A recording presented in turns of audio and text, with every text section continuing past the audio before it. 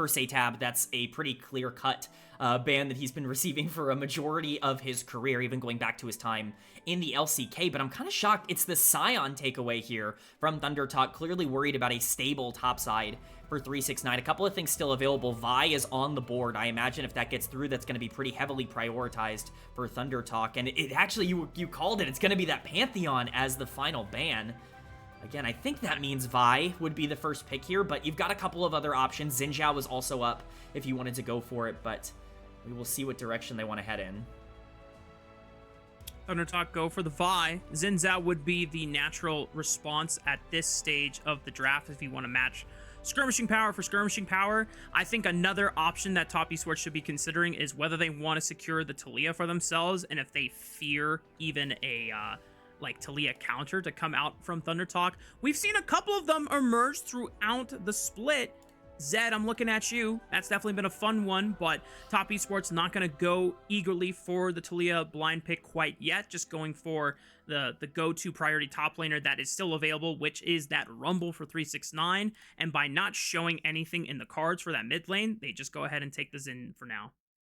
Yeah, I think it makes sense to take away the Xin. I was curious to know what 369 was going to do. One thing worth noting, both Gwen and Rumble are available, but it's going to be neither for ThunderTalk. Even with the Gwen up, they're going to take the Aurora, and that's presumably going top lane here for Hoya, which is a very intriguing matchup. I know people used to like that matchup into Rumble quite a bit, but with the Taliyah there, it creates this big skirmishing, I guess, mid-game that they really want to play around. Depending on what Creme wants to go for, we could see it matched, and we do here. So some very, very interesting mid-jungle duos early on in this draft phase that want to play the map early and want to fight.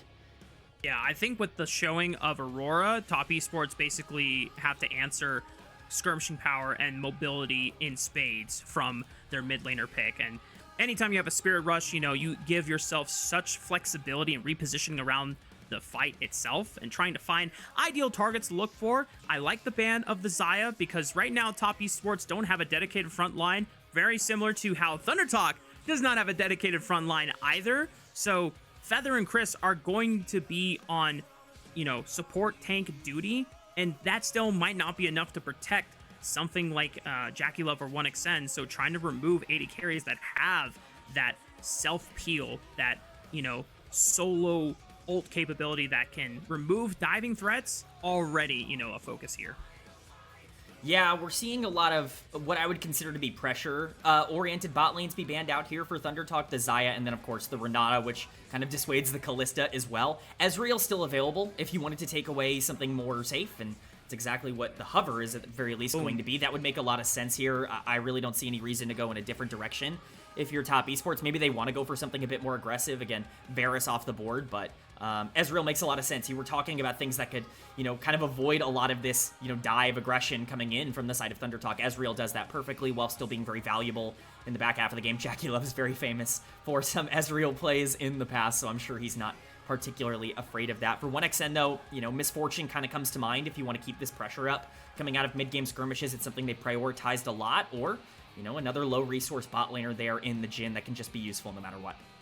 Yeah.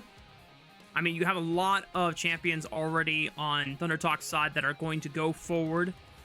Vi and Aurora want to dive into the backline, and that means not many threats are, or not many of these champions are going to be helping 1xN in the backline, so best be comfortable a screen away, firing from the sniper's crow nest, you know, with those curtain call bullets. And ThunderTalk just going to go for a good old reliable support engage tank in the Nautilus, another point and click ability to try and continue the lockdown on so many slippery targets here, as you've already mentioned, between Ahri and Ezreal, that can be very, very hard to lock down if you don't have point and click. Thankfully, they have two on their side, and the answer from Top Esports will be that Alistar.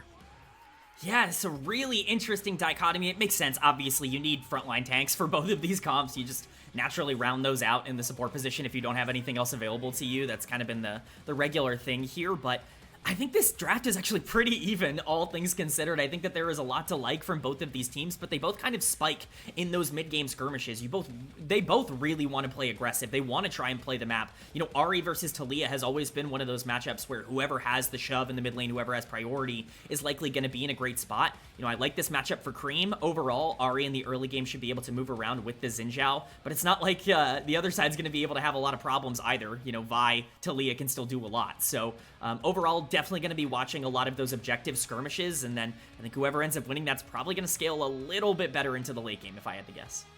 Yeah, and just to remind everyone at home what the stakes are for this series in particular, both of these teams have locked themselves in playoffs for Top Esports and play-ins into playoffs for ThunderTalk respectively. So the outcome of this series doesn't necessarily change their fate all that much. Depending on seeding could, get swapped around if, Top Esports continues to trailblaze ahead and secure themselves as the first seed or one of the top 2 seeds going into playoffs, whereas ThunderTalk Gaming, if they still end up at 10th seed overall since they are at the bottom of the standings for Ascend, they still have a chance, as you already pointed out, to play against the 7th seed from the regular season standings of Group Ascend, so it's not the worst position to be in. But what we want to see from both of these teams is, for Top Esports, continue showing why you're one of the best teams in the league and continuing to polish on some of the mistakes that other teams have, been able to spoil you with. And for ThunderTalk Gaming, let's see a defined blueprint of how this team can succeed against some of the weaker teams going into play-ins.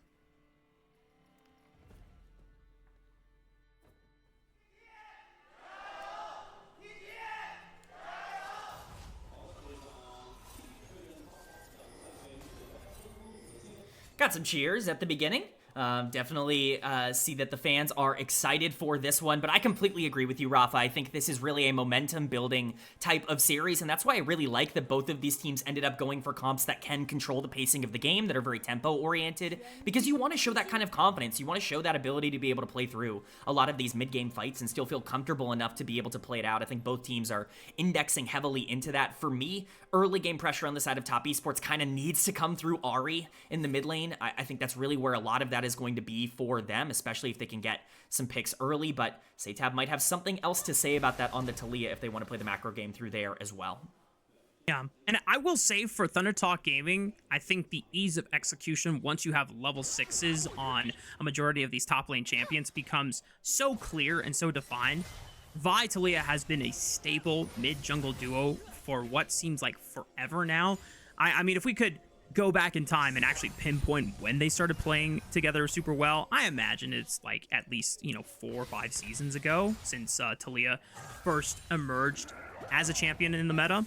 But for Top Esports, it does come down to a little bit harder execution, because even if you line something up with, a nice CC combo from either this Alistar or the Xin Zhao, hang on, a lot of bot lane action. ThunderTalk Gaming, we're under fire from JackeyLove and Crisp, and I didn't think much more was going to erupt from it, but it does result in Feather having to burn his flash. Yeah, JackeyLove just continuously stepping up over and over again, and ThunderTalk not really respecting the fact that Ezreal can actually put out a lot of damage at this point in the game. The vision's going to come down, but now all of a sudden bot lane has become a very interesting piece here as Kanavi's actually pathing to the bot side, so we could potentially see some early aggression down there, but I completely agree with you. I think the ease of execution for ThunderTalk is significantly easier moving into the back half of the game. Top Esports is almost certainly going to have to play the map much better in order to really make the most of a lead if they are able to generate it, which is funny considering they're the team with, Rumble, Alistar, which you would typically consider to be kind of the opposite, but I really do think the setups for ThunderTalk are going to be much easier to execute on, but again, I think it's really going to come down to what these early jungle pathing decisions are from both of these junglers. Kanavi here on the bot side, 1xN, at least by himself for now, but it's a pretty big lead for Top Esports in terms of XP at the current moment, especially, for Feather, so we'll see what the decision ends up being, but it looks to be pretty standard so far. Yeah, JackeyLove going to get a quick base off while Crisp is actually sticking around here. Not sure if there is going to be a delayed base for the Alistar or if he's going to look for something funny. But as the recalls are coming in, some TPs are already being used. Mid lane, at least for SeTab, was able to get an early base for that tier so he can start stacking up on the eventual Archangels into Seraph's Embrace for himself. Creme now going to get a chance to look for his own base. Feather's actually spotted on this line brush as he's just clearing out some vision. You can already see that ThunderTalk are trying to make moves to try and punish Creme before level 6. Obviously, with Flash, still a little hard to guarantee a kill, but maybe there is a window to at least burn Flash before and then make a repeat visit in that same time frame. Would be pretty important to take anything away from Ahri that you possibly can. Here we see the lane swap coming in for ThunderTalk, but Crisp is still down here. Hoya could be in trouble. Oh, well, he's Aurora, so never mind. I was completely lying. You know, I didn't want to say anything, Kman. I was like, I'm going to let him cook. Let's see if Crisp, you know, gets aggressive. But because he already used the flash prior in that 2v2 skirmish, no way to immediately blitz onto the Aurora and at least try to pressure for a Summoner Spell. But this is a 2v1 setup now on the top side as well as the bot side. So the fact that ThunderTalk have kind of opted into this trade, trying to allow 1xN and Feather some pressure being alleviated for themselves ever since JackeyLove and Crisp got the advantageous 2v2 all-in earlier in the game.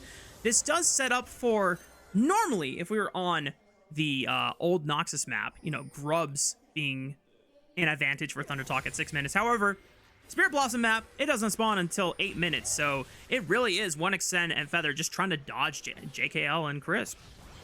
Yeah, that's true. We have 369 TPing down here. Could potentially look for a dive, and they're going to on Hoya. He's not level 6. Pulverize under the tower, and Hoya knows that there's no point in trying to burn a flash. That guarantees first blood for top esports and into the pockets of JackeyLove. Yeah, I thought that play was going to happen about a minute earlier, but credit to Top Esports for eventually making that play, understanding that they just needed to wait for Kanavi to be able to path his way down, and because of that kill, they're able to secure the Dragon basically for free here.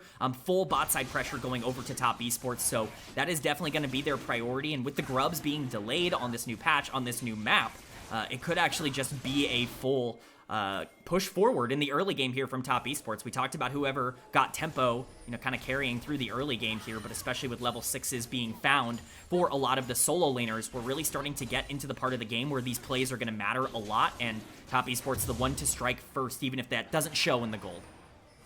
XiaoHuanGren is moving aggressively into this river. Crisp is there to at least interrupt. Kanavi jumps up. Feather getting distracted by the charm, but now Creme might be in trouble. SeTab got the ignite ticking thanks to Feather on the Nautilus. Hoya is now looking for revenge onto Kanavi. Crisp is split up from the rest of the group. He might just give his life for the greater cause, but a good pulverize stops Feather in his tracks, and Kanavi has seemingly made his escape as well. Yeah, it's really well disengaged there by Top Esports, but we're not done. 1xN JackeyLove. 1v1 on the top side. JackeyLove definitely getting the better of it. This Jhin is in danger.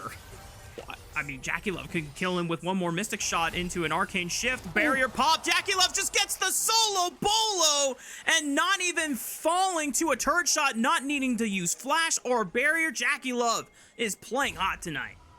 1xN just not respecting the damage coming in from Ezreal. He's got that Sheen completed. He's able to do a ton, but did JackeyLove overstay? Well, unfortunately, JackeyLove was on top of a ward. However, he dealt a lot of damage to Feather. Oh no, was it all an elaborate ruse? Feather, one more auto attack. JackeyLove just saying it was all calculated, all according to Keikaku. And Top Esports moved to 3 kills and pick up the first feats of warfare. Raafaa, you talked in the pre-show about, you know, sometimes JackeyLove gets a lead and they're not sure what to do with it, and, you know, they've got to make sure Kanavi's in a good spot. I think this lead might be built a little bit different for JackeyLove. He's 3-0-0 at 8 minutes into the game. Curtain call coming out, but there's no vision. He's barely going to be able to land anything. Crisp is just going to be able to tank up these shots super effortlessly, and JackeyLove is accelerated, we'll just say. Some pretty major mistakes coming down onto the top side, and he can't even stop the back. It's just disaster after disaster, but Grubs are up now, and I imagine, especially if Jackie's going to be back on the top side, this is going to be pretty hard for ThunderTalk to take. They got to rush this. This is a Devin Booker truther dream right now, just watching JackeyLove be 3 kills up already on this matchup. It hasn't really resulted in a stark gold lead for the team, and because of the pressure and the delayed backs of JackeyLove and Crisp, it is Grubs going over to ThunderTalk. Meanwhile, good pick. Creme's in trouble. Spirit Rush is going to bring the Vi over the wall, and even though it was on the other side, XiaoHuanGren damage still connects in the end. And ThunderTalk are at least able to remain within striking distance and even gold parity thanks to the pick on Creme. keeping your eyes open. It's what we want to see, but they leave XiaoHuanGren out to dry. No, he's just going to be able to dash over the wall. It's going to be pretty simple. Overall, it's just a really nicely timed play from ThunderTalk. They realized that JackeyLove needed to back after getting all of that gold influx, and they're not able to capitalize on the big piece of pressure that they generated on the top side. They rush it down as quickly as they can. Great way to blow all the ultimates to win a fight there, but Crisp is going deep here, and Kanavi's with him. Oh, this is dirty. XiaoHuanGren trying to Q through the outstar, but can't make it, and no flash available on the VODS since they already used it in the prior skirmish, and Top Esports gonna punish the new jungler ThunderTalk. Yeah, this is the problem with burning so much in that earlier fight to just secure the grubs. Not to say that the grubs aren't a big priority, but it's pretty easy to be able to capitalize. Creme with a nice charm, just a lot of damage coming down onto this Talia. Man, we're just seeing a little bit of an advantage for Top Esports, and most of it coming isolated in these matchups with the fancy feet for Creme, just being able to dodge everything, and it's even more plates going into the pocket of JackeyLove. We already saw down on the bottom side, 369, after hitting that level 6 power spike, has started to really win that lane against Aurora, which is not necessarily how that's supposed to go in terms of pressure, so things definitely coming up golden for Top Esports, even if they lost the grubs. Yeah. We're now seeing the remnants of a decent gold lead for the side of Top Esports, right? It's just barely at 1,000 right now, but I think the biggest advantage is going to come in once JackeyLove gets an early spike on that Trinity Force because of the 3 kills, because of the turret plates that he's been able to pick up. That will allow them to pretty much guarantee they are the strongest team when it comes to fighting on the second dragon. SeTab does find a nice chunk onto Creme. No teleport on this Ahri, so it will be a little tricky if Creme is not able to fight for wave cryo in anticipation of the second objective. Yeah, and this is going to be the big one for Top Esports. If they're able to start stacking these dragons now, then I think the win condition becomes a lot more difficult for ThunderTalk, because Top Esports really put them on a clock, on a timer, if you will, so excited to see where that priority comes in. You're absolutely right, though. No teleport available for either Creme nor SeTab, so you know, they got to stay on the map. They got to stay aggressive here, but I imagine that will, you know, be the priority for both of these teams. We can see the mid laners leading the way in terms of XP. 369 at level 9. Hoya not quite there yet. He's going to be able to pick up some waves here to get closer and closer, but it's actually going to be ThunderTalk who's here first, and Top Esports just giving this up. I expected more priority here. Yeah, I mean, ThunderTalk are at least on the ball and just blitzing this dragon as fast as possible since everyone from Top Esports was on base. Yeah, they're not going to get a chance to contest for it all. I have to say, I'm a little, I don't want to say concerned, but I'm definitely impressed that ThunderTalk are being able to find these quick windows of getting these objectives. First the grub window, and now the second dragon of the game. And Top Esports aren't really getting that much off of it because within the time frame of these objectives are being taken, it's Top Esports redeploying, not pressuring a turret quite yet, but just them getting back on the map. Yeah, and 369 is going to be the target here. He does not have flash. This looks like an easy kill set up from XiaoHuanGren's Vi. Vault Breaker right on top of it as well. ThunderTalk are keeping themselves competitive with Top Esports in the first game of this series. Yeah, to me, this is ThunderTalk taking advantage of some Top Esports mistakes, and that's what you want to see from ThunderTalk. They're not exactly the kind of team that can, you know, blow for blow, go brute force versus brute force against Top Esports. So to see them capitalize so consistently when Top is overextending or putting themselves in a bad position is really positive. It's going to be a bit of a race here for first turret. Top Esports have a little bit of a lead here. See if they're going to be able to close it out as that final plate falls on both sides, but we will see. JackeyLove going to be pushing it down, but because there's no support coming in from Crisp, it looks like ThunderTalk might be able to win it. It's so close. Yeah, I think Top Esports just already conceded the fact that they weren't going to get first brick since Crisp already started channeling the base timer. So JackeyLove, knowing that he's no longer going to beat the clock on that one, just going to take his time on letting the turret kill every last minion and deny as much golden experience as possible. So I have to say, Kman, Top Esports, at least when it comes to JackeyLove, is very strong right now. Super accelerated on the Ezreal, right? But what has ThunderTalk done successfully in these plays? They have made moves where JackeyLove is not on the map. That's why you already see, you know, remnants of decent gold advantages in all top 3 roles for top, jungle, and mid so far. They have either been punishing Creme, punishing 369, or at least trying to get objectives where Kanavi cannot, you know, get to in time. You're absolutely right. There's a ton of pressure on the side of ThunderTalk right now, and like we said before, I think a lot of it has just come from capitalizing on TES being slightly too slow, but SeTab now could be walking into a trap. Oh, he just dodges the charm. SeTab had his sixth sense being procced there, Spidey sense, as one might say. 369 in trouble, forced to flash over the wall. He's gonna make his getaway, but now that's a rumble without a flash. Could be an easier target for ThunderTalk to punish in the future. It's just more resources being burned by ThunderTalk, and XiaoHuanGren has done a great job in this early game of being able to pressure out as much of the map as he can. I think he's understanding that 369 is by far the most exposed member of top esports right now, and just constantly trying to get as many resources out of him as possible is pretty massive for this team.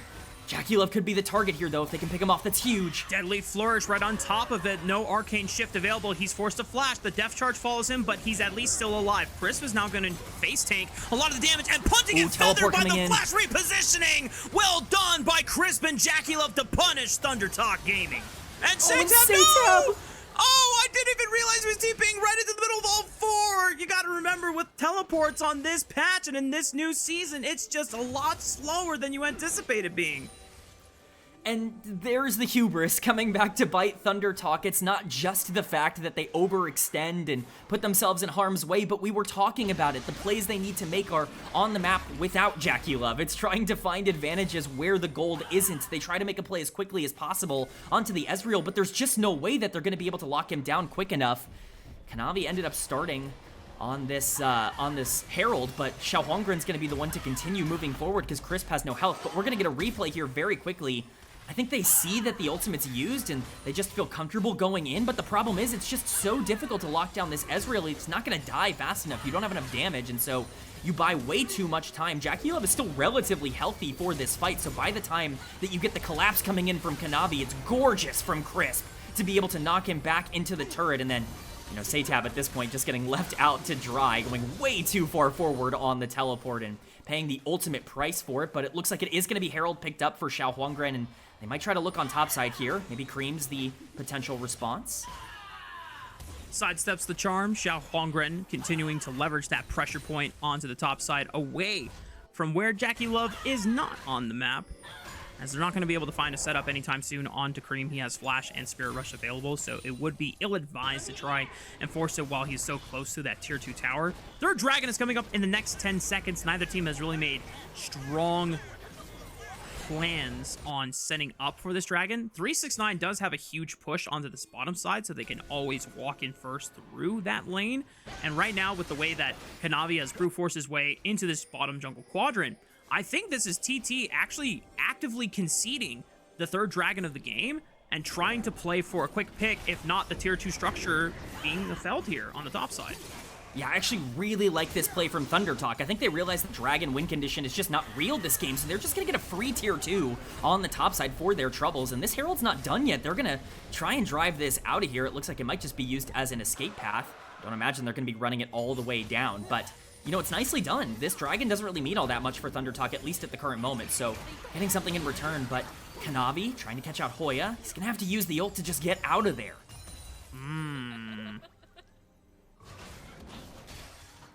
Unsure if Hoya was intending to be forced to use his ultimate there, if he knew Kanavi was waiting around the corner, because it looked like he wanted to surprise JackeyLove with a little bit of poke there, and then getting jumped on, saying, okay, well, that's my ultimate there. But top esports so far, still doing okay, at least being able to play around their one strength point this game, which has been JackeyLove. Still deathless in this first game. While, yes, his flash was burned a couple minutes ago, it is coming back off cooldown in the next couple of minutes.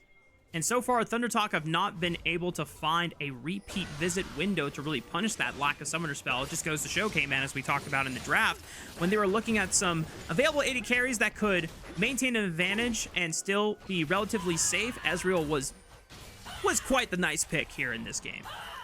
Yeah, I mean, Ezreal is such a great champion on his own, but in the hands of JackeyLove, he becomes unreal in terms of just how strong that champion can be. Looks like it's just going to be a trade of tier 1 towers here on top and bot, but it's just overextension once again from ThunderTalk on that previous play. They saw Kanavi on a ward, and so they should have had absolutely no qualms just backing out of that play if you were looking for and Ezreal there with a Xin Zhao to be able to, you know, collapse.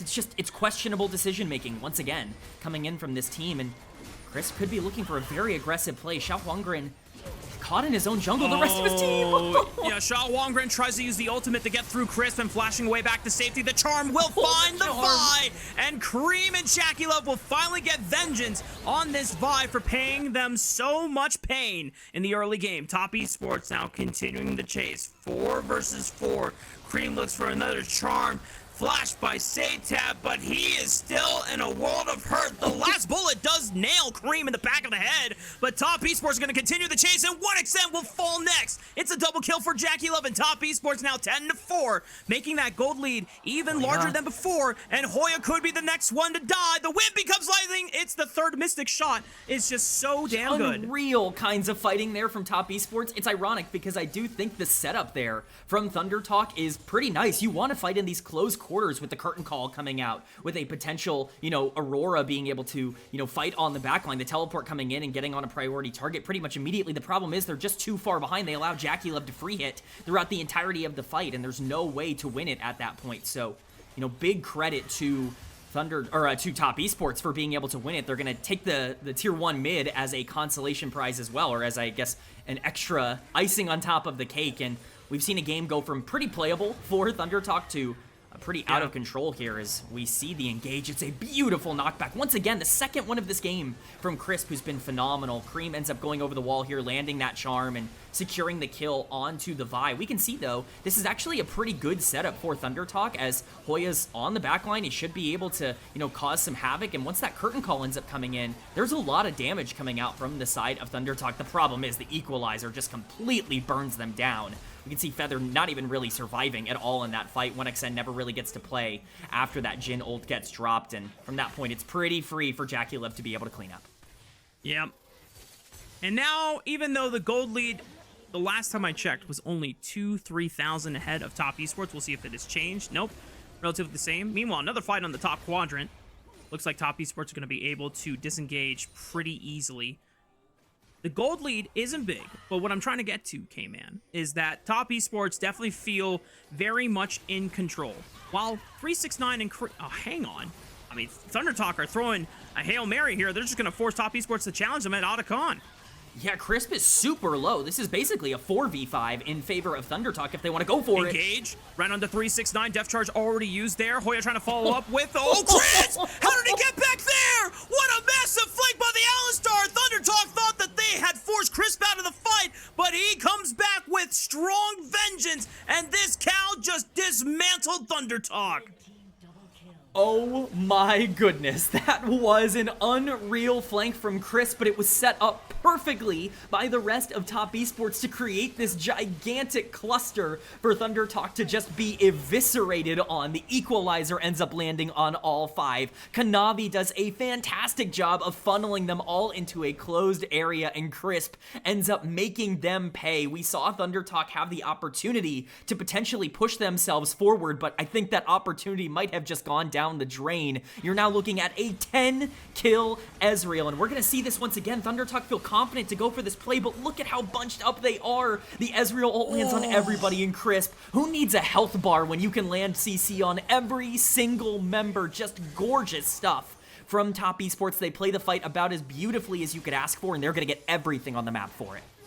No Alistar ultimate, no problem for Crisp, as he just needs one single combo to end all of ThunderTalk Gaming in one swift play. And Top Esports now expeditiously climb to a 6,000 gold lead off of the force by ThunderTalk.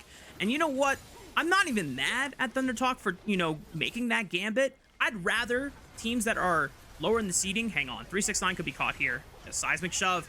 Okay. Teleport coming in. Decent pick.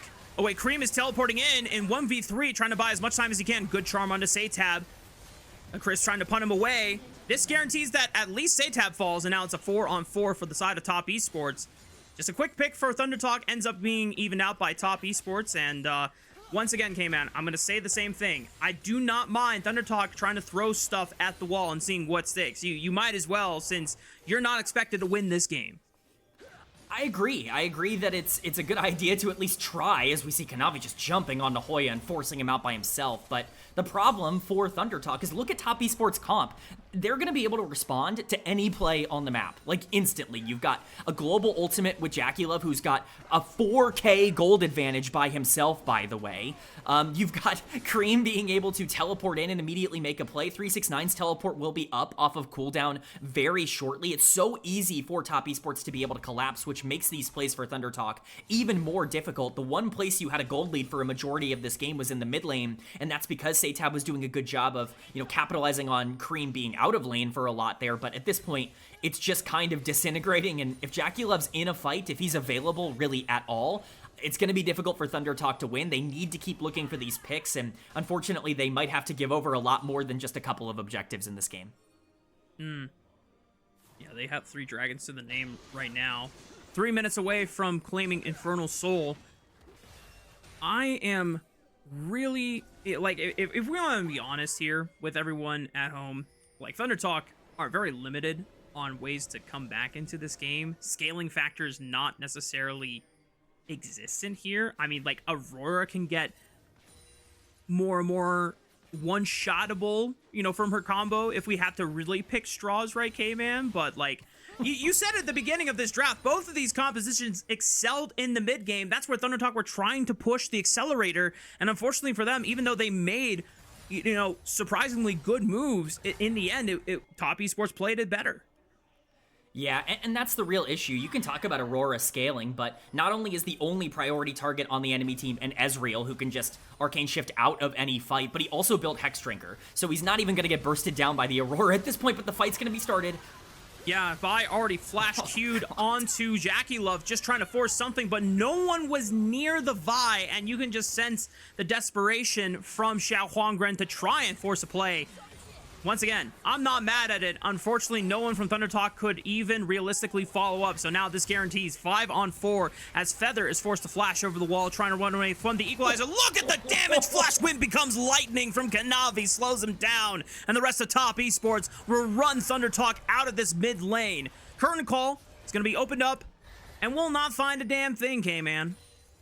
It's just, there's nothing to do here for ThunderTalk. I think we talked about it in the pre-show. One of the things we were really looking for from this team was a sense of identity and a sense of cohesion to build upon. We didn't need results. We needed to see good process. And unfortunately for ThunderTalk, right now it just feels like they're so disconnected. I understand that you just got to throw everything at a wall to see what can land, but it doesn't really feel like this team has a good understanding of where they need to be at the moment, and Top Esports is more than happy to not only take advantage of that in terms of the fights, but be able to get a Baron for free. Now we're looking at basically a 10k gold lead, and Jesus, 1xn. He can't survive these fights. JackeyLove's damage is so ridiculous. JackeyLove just completed a Maw. Like, there's no way to burst this guy down on the back half of these fights. For ThunderTalk, best case scenario is you can start it on your own terms, but even as we've seen there, might not be leading to a lot of luck, and with Dragon spawning in 40 seconds, it's looking pretty dire for them. I mean, listen, I know JackeyLove is ahead of the curve right now. He's got 4 items, and 1xn is just barely working on his 3rd. But, like, is True Shot Barrage supposed to do that much damage at level 16? That seemed illegal. I don't think it's supposed to do that much damage. I think that might be a little bit of an accelerated thing. A 5k gold lead for JackeyLove, and now Top Esports can take anything. We've seen it once, we've seen it twice, and now a 3rd time. Chris, pulverize flash into reposition for the headbutt, and it's easy scoopings onto SeTab's life for Top Esports. This guarantees a 5-on-4 as they start sieging into the base of ThunderTalk, and Creme just dashing around trying to see if he can force any other quick picks. Spirit Rush already extended, but Top Esports now pushing into the Nexus Towers. Feather gonna look for a dredge line answered by Crisp, and great punt away by Kanavi as he re-engages on the Xin Zhao, just creating space for his carries to do all the dirty work. Hoya forced to retreat into the fountain, and there's not a damn thing that 1xn can do. Top Esports will clean out game 1 of this series against ThunderTalk Gaming. What a dominant showing for Top Esports. That was a 28-minute game that did not feel like it lasted 28 minutes. That was a game that was over much quicker than that. If you wanted to see TES come out and dominate at the start of this series, congratulations. Here's your wish. This is the team that looks like the #1 team in the LPL. They played through every single lane beautifully. Poor 369 was the only one who really didn't get a ton of attention this game, but it just was a masterclass, and we were highlighting JackeyLove at the beginning of the day. I think we got the JackeyLove performance we were looking for. Yeah, and we had, alluded to many times throughout the split where Top Esports have had JackeyLove, kind of have oopsies or get pressured a lot early on, and we're discussing, was that enough to be, a reason why Top Esports would lose some of these, few games. Even if they didn't lose out the full series, dropping these games is something that you want to avoid if you're trying to establish yourself as by far and away the best team in the LPL. Those are just the expectations and the standards you have to set for yourself. Fortunately for Top Esports, they didn't have to answer that question this game, because JackeyLove, right from the get-go, he and Chris dominated 1xN and Feather in the 2v2, forced them to bail and swap to the top side, then said, okay, well, now if you're going to leave Hoya by his lonesome, we're going to dive him, get JackeyLove accelerated even further. And then the best part of it all, Kman, was the 1v1 that JackeyLove forced against 1xN, and then baiting Feather, whether intentional or unintentional, to get another kill for himself. They were walking in like stormtroopers to be taken down by JackeyLove's Ezreal, just over and over and over again, just feeding him gold, feeding him kills. And we're right to highlight JackeyLove. He was incredible, and obviously that 1v2 on the top side really ended up turning the game. Some unbelievable Alistair plays coming in from Chris. Yes. He had a phenomenal game, and I really want to highlight him as well. I think within all the chaos, it might go a little bit under the radar just how strong he was in this game, but the bot lane for Top Esports being such a focal point for them and showing up in such an important way is a really good sign. Yeah, I'm not gonna lie, Kman, the way that the strengths were played out in this first map of the series between Top Esports and ThunderTalk Gaming was far different than what I expected, because for a majority of 2025, we've kind of looked at ThunderTalk's, major leverage point being 1xN and Feather. There's a reason why they were in our top 3 All-Pro mentions for Split 1. They were legitimately some of the best in their role, and as a duo, still stand to be what we believe an AD carry and support duo that should not be underestimated, and not reflecting their standing score. It's just been the other lanes on their side of the map. However, 1xN and Feather were not the leverage points this game. It was actually XiaoHuanGren playing with SeTab and Hoya, getting picks on the Creme, getting picks on the 369. Even Feather realizing, hey, 1xN is kind of Dunsky for the first 15 minutes of the game. This lane is cooked, so I'm going to roam and help, get some kills for you guys. And for a while, ThunderTalk were actually competitive. They were even in gold.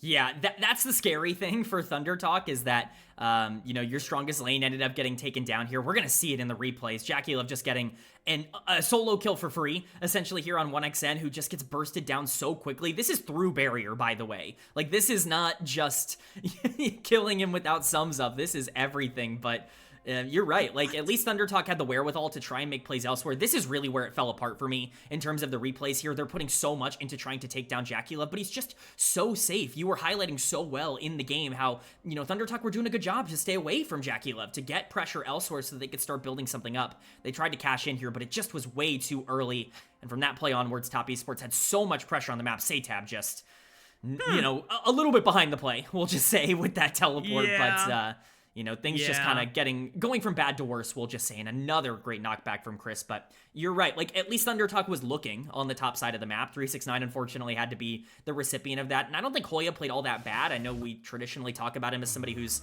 a little bit weaker on some of these hyper carry types of picks, these more aggressive, damage-oriented picks. But, he was kind of the strength of the team in this game, if you want to put it that way. The problem is they just never had the tempo to be able to play through the Aurora. Yeah. So I want to ask you, Kman, because one of the main questions that we were kind of asking, overarching Top Esports and ThunderTalk Gaming, specifically ThunderTalk in this side, is we want to see a defined blueprint. Whether the execution is successful or not, all we care about is that this team has an identity, has a clear game plan going into each of these games against Top Esports tonight, so that you can best prepare yourself when it comes to the play-in stage of playoffs, right? Did we feel like there was a defined game plan for them, at least for the first 20 minutes? I think it's fair to say that they had a defined game plan. Now, would I say that that game plan was a good one or was the correct one? I think that's more up for debate. I think that they clearly had an idea of what they wanted to do in the game. I just don't know if that's what they should have been focusing on. And to me, that's the biggest concerning trait, is especially when you had a player like Beichuan here as the starting jungler.